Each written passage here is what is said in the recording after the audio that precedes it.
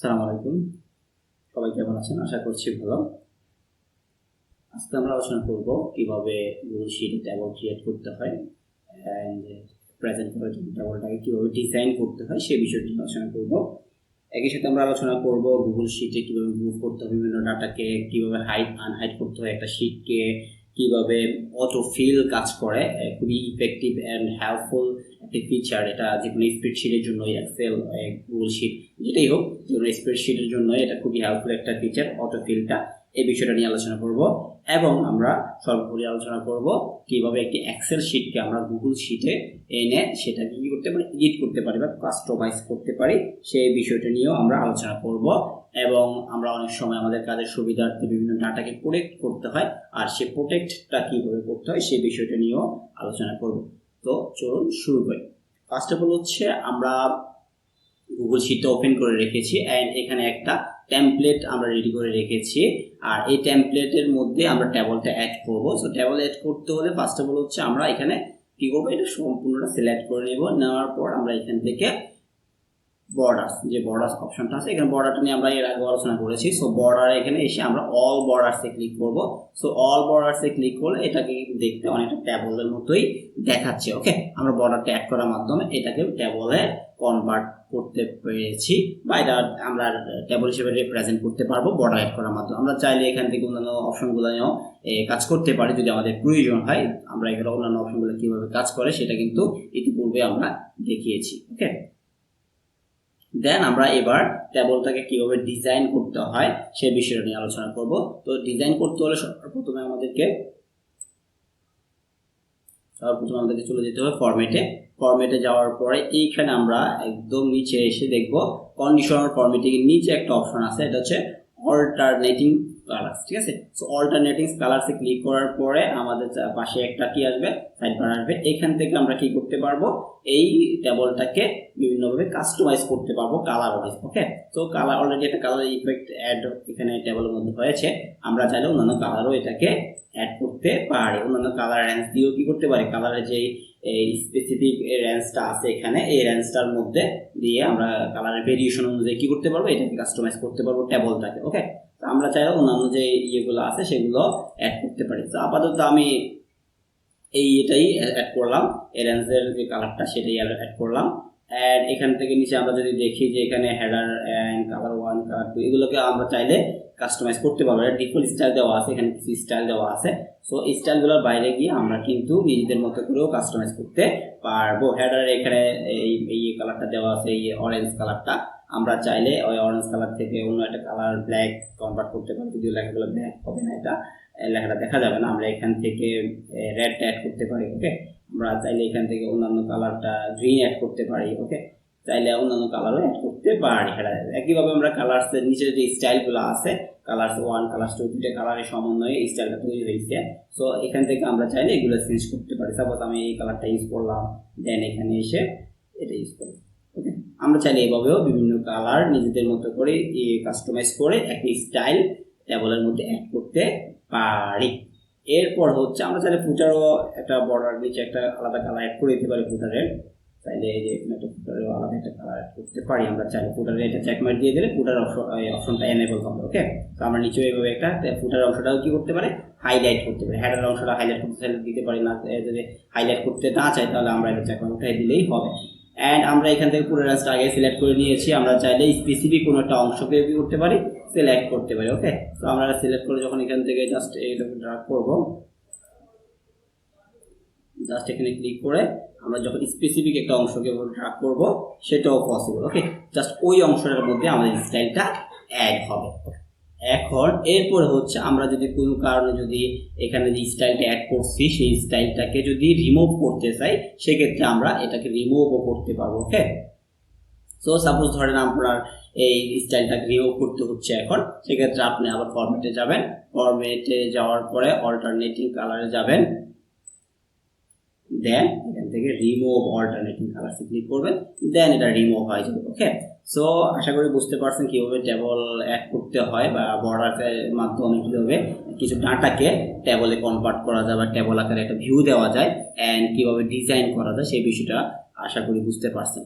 এবার আমরা আলোচনা করব কিভাবে ডাটা প্রোটেক্ট করতে হয় সেই বিষয়টা নিয়ে আলোচনা করবো। সো প্রোটেক্ট করতে হলে আমাদের যদি আমরা কোনো একটা র্যান্সকে একটা শিটের মধ্যে কোনো একটা র্যান্সকে যদি প্রোটেক্ট করতে হয় সেক্ষেত্রে আমরা ডাটা থেকে এখানে প্রোটেক্ট শিট বা র্যান্স নামক একটা অপশন আছে, এখানে ক্লিক করব। করার পরে এখানে অ্যাড এ শিট অর র্যান্সে ক্লিক করব। দেন র্যান্স করতে চাইলে র্যান্স করতে পারেন, শিট করতে চাইলে শিট করতে পারেন। আমি আপাতত র্যান্স দেখাচ্ছি। সো এরপরে আমি যখন যে র্যান্সটাকে আমি কি করতে চাই প্রোটেক্ট করতে চাই সেই র্যান্সটা সিলেক্ট করব। সাপোজ আমি চাচ্ছি যে এখান থেকে অংশটাকে প্রোটেক্ট করতে, আমি চাই যে আমার আইটেম না নং, এরপর আইটেম নেম, আইটেম ডিসক্রিপশন এগুলো প্রোটেক্ট থাকুক। ক্লিয়ার? সো আমি এগুলো সিলেক্ট করলাম। আপনারা চাইলে পুরোটাই প্রোটেক্ট করতে চাইলে পুরোটা প্রোটেক্ট করতে পারেন, বা 2-3টা সেলও প্রোটেক্ট করতে পারেন, আপনাদের যেটা প্রয়োজন সেটাই প্রোটেক্ট করতে পারেন। সো আমি জাস্ট ওকে ক্লিক করলাম। দেন এরপরে সেটে পারমিশনে ক্লিক করলাম। এরপর এখানে একটা পারমিশনের অপশনটা আসবে যে আপনি কি পারমিশনটা দিতে যাচ্ছেন, সেই পারমিশনটা অপশনটা এখানে আসবে। দেন এখান থেকে আপনি সেই পারমিশনটা অ্যাড করে দিতে পারবেন। সো এখানে অপশনটা আসছে, আপনি যদি বলেন যে show a warning when editing this range, এই অপশনটা অ্যাড করেন, তাহলে জাস্ট আপনার ডান দিয়ে দিলে কী হবে, আপনি যখন এটাকে কী করবেন এখানে জাস্ট ক্লিক করে কোনো কিছু এডিট করতে যাবেন তখন কিন্তু আপনার একটা ওয়ার্নিং দিবে। সে বলতেছে যে আপনি যেটা ওয়ার্নিং দিয়ে এডিট করতে যাচ্ছেন কিনা সেই বিষয়টা ওয়ার্নিং দিবে। ক্লিয়ার? সো আমরা চাইলে এটাও অ্যাড করতে পারি, আমরা কোনো একটা ডাটা নিয়ে কাজ করতেছি বা কোনো একটা র্যান্স নিয়ে কাজ করতেছি, আমরা চাই না যে ভুলবশত এটা কেউ চেঞ্জ করে ফেলুক, বা আমি নিজেও ভুল ক্রমে বা কোনো কারণে চেঞ্জ হয়ে যাক, এটা চাই না। সেক্ষেত্রে আমি চাইলে কী করতে পারি, এভাবে ওই অপশনটা সিলেক্ট করে দিতে পারি। তাহলে কী হবে, আর পরবর্তীতে যখন এটাকে এডিট করতে যাবো তখন এই ওয়ার্নিংটা দিবে। ওয়ার্নিংটা দিলে আমরা বুঝতে পারবো যে এখানে এটা এডিট করতে চাচ্ছি না, বা কোনো কারণে এটা এডিট করা ঠিক হবে কি হবে না সেটা আমরা দ্বিতীয়বার বিবেচনা করে এডিট করার ডিসিশনটা নিতে পারবো। ওকে, এডিট করা যাবে, ওয়ার্নিংটা দিবে, এটাই শুধু পার্থক্য। ওকে, আর আপনি যদি এটা না সরাসরি যদি প্রোটেক্ট করতে চান অন্য কারো থেকে, সেক্ষেত্রে আপনি করতে পারেন। আমি রিমুভ করে দিলাম। দেন ওকে, সো আমি এই প্রোটেকশনটা রিমুভ করে দিলাম। Then add a sheet or র্যান্সে ক্লিক করলাম। দেন এখান থেকে আবার সেম টু সিলেক্ট আছে, দেন সেট পারমিশনে ক্লিক করলাম। দেন এখান থেকে হচ্ছে রেস্ট্রিক্ট হো ক্যান এডিট দিস র্যান্স, এটার মধ্যে থেকে অনলি মি বা কাস্টম করলে এখান থেকে জাস্ট আপনি স্পেসিফিক কিছু কি দিয়ে দিতে পারবেন, স্পেসিফিক কিছু ইমেইল অ্যাড্রেস সেট করে দিতে পারবেন, যারা এটা এডিট করতে পারবে সেই বিষয়গুলো এখান থেকে তারাই শুধু এই মেইল ওয়াইজ যাদেরকে আপনি অ্যাক্সেস দিবেন তারাই শুধু কী করতে পারবে, এডিট করতে পারবে, বাকি এডিট করতে পারবে না।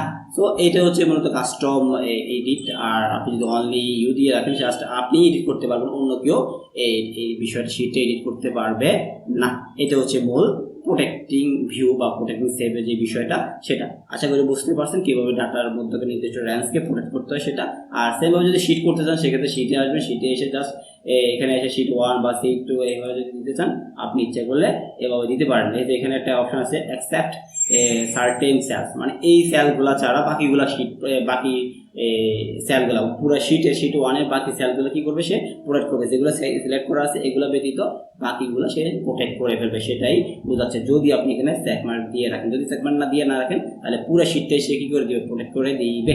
আর এক্সপেক্ট যেটা, এটা হচ্ছে ব্যতীত, মানে যদি আপনি নির্দিষ্ট কোনো একটা কিছু চাচ্ছেন যে পুরো শিট প্রোটেক্ট থাকবে জাস্ট এই অংশটা ছাড়া, তো সেক্ষেত্রে আপনি এটাকে এখানে যাই জাস্ট ওই রেঞ্জটাকে সিলেক্ট করে দিবেন যে আমি চাচ্ছি না এইটুকু প্রোটেক্ট হোক, আমি চাচ্ছি না এই শিটে, তো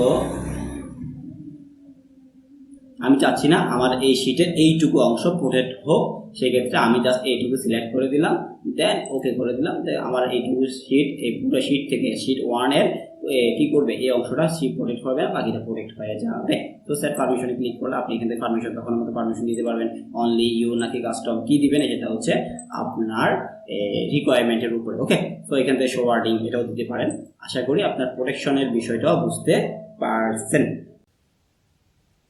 এবার আমরা আলোচনা করবো হাইট আনহাইট নিয়ে। অনেক সময় আমাদের অনেক শিট কী করতে হয়, হাইট করতে হয়। ওকে, সো ওই হাইট অপশনটা নিয়ে আলোচনা করবো। সো হাইট করতে হলে কোনো শিটকে যদি আপনাকে হাইট করতে হয় সেক্ষেত্রে আপনি যে শিটটা হাইট করতে যাচ্ছেন বা শিটের যে শিটটার উপর হাইট দেখাতে যাচ্ছেন সেটা কী করবেন, সেখানে কি মাউসের রাইট বাটন ক্লিক করবেন, দেন হাইট শিটে ক্লিক করবেন, দেন আপনার শিটটা হাইট হয়ে যাবে। ওকে, সো এরপরে যখন আপনি এটাকে শিট থেকে আবার কোনো আপনার প্রয়োজনার্থে আপনি আবার নিয়ে আসতে চাচ্ছেন সেক্ষেত্রে আপনি আবার কী করবেন, ভিউতে যাবেন। ভিউ থেকে এখানে একটা অপশন আসছে hidden sheets, sheet show sheet on যে অপশনটা আছে এটা ক্লিক করবেন। দেন আপনার এই যে শিটটা কী করছেন, হাইড করছেন, সেই শিটটা কি আনহাইড হয়ে যাবে। সেক্ষেত্রে যদি মাল্টিপল শিট হাইড করা থাকে সবগুলোই অপশনে ভিউতে গেলে এখানে আপনার সবগুলো অপশনই সবগুলো হিডেন এই শিটটাই দেখাবে, অ্যান্ড এখান থেকে আপনি আনহাইড করতে পারেন। যেহেতু কোনো হিডেন শিট এখানে নাই সেহেতু এটা ডিসেবল করা। ওকে, সো আশা করি এটা বুঝতে পারছেন। দেন আমরা আলোচনা করব অটোফিল নিয়ে, খুবই ইম্পর্টেন্ট একটি ফিচার এটা স্প্রেডশিটের জন্য।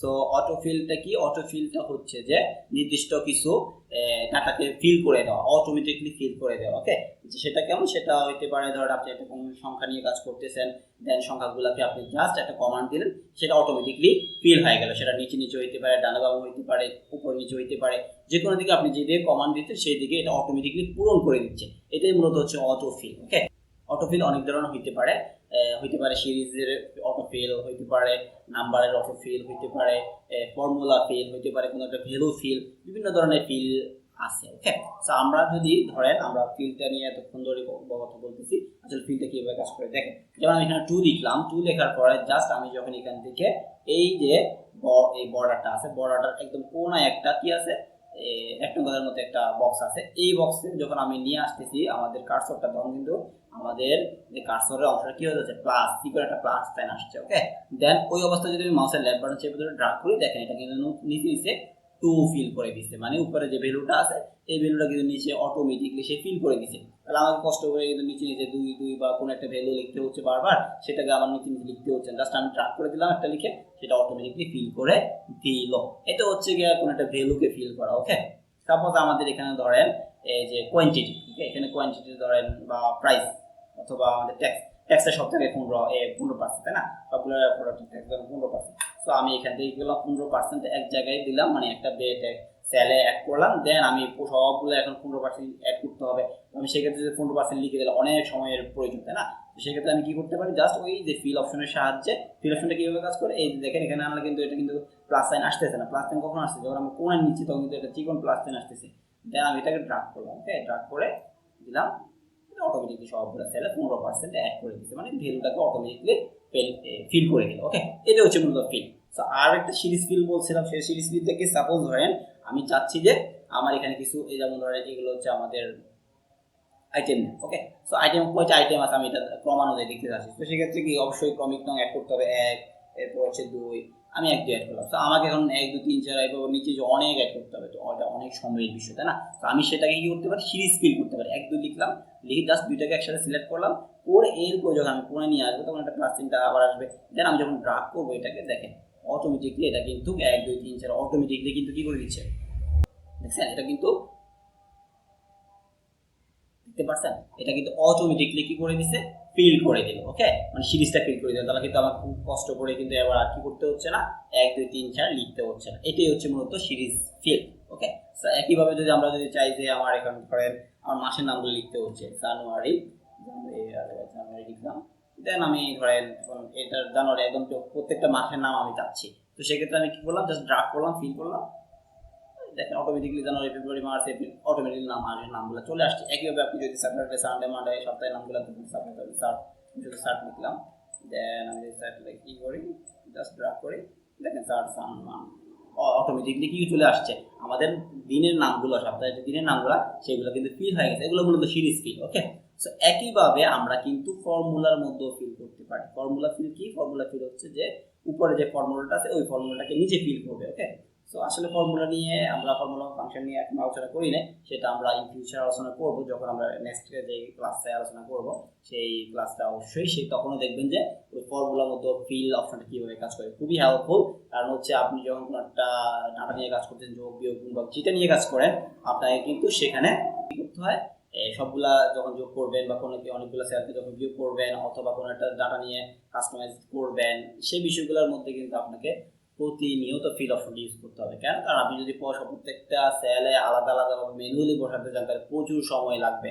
তো সেক্ষেত্রে এত সময় আসলে আমাদের কাছে থাকে না। ক্লিয়ার? তো এটা পসিবল না অনেকাংশে। তো সেক্ষেত্রে আমরা কি ফিল অপশনটা ইউজ করলে কিন্তু খুব সহজে আমাদের ওই কাজগুলো আমরা খুব ইজিলি করে ফেলতে পারবো। তো আশা করি আপনারা বুঝতে পারছেন